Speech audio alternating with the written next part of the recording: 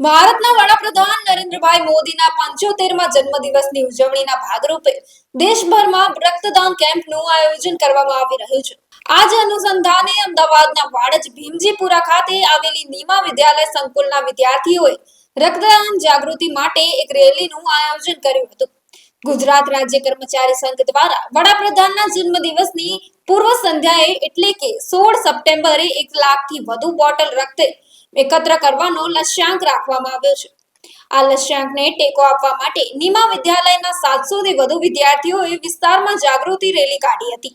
આ રેલીને ગુજરાત રાજ્ય આચાર્ય સંઘના પ્રમુખ ભાનુભાઈ પટેલ, મહામંત્રી ભરતભાઈ ચૌધરી અને અમદાવાદ શહેર આચાર્ય સંઘના પ્રમુખ રાકેશભાઈ પંડ્યા સહિતના મહાનુભાવોએ લીલી ઝંડી આપીને પ્રસ્થાન કરાવ્યું હતું। વિદ્યાર્થીઓએ લોકોમાં રક્તદાનનું મહત્વ સમજાવીને જાગૃતિ ફેલાવી હતી।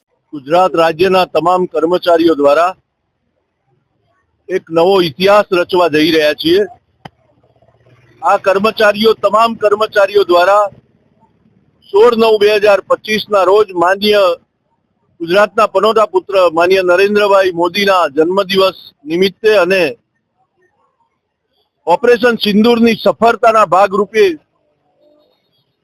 રાજ્યના તમામ કર્મચારીઓ 372 સ્તર ઉપર એક સાથે એક જ દિવસે બ્લડ ડોનેશન કેમ્પ કરીને એ વર્લ્ડ રેકોર્ડ નોંધાવા જઈ રહ્યા છે। ત્યારે આજે શનિવારના રોજ આખા ગુજરાત રાજ્યની પ્રાથમિક શાળાઓ અને માધ્યમિક શાળાઓમાં રક્તદાનની જનજાગૃતિ માટે રેલીનું આયોજન છે।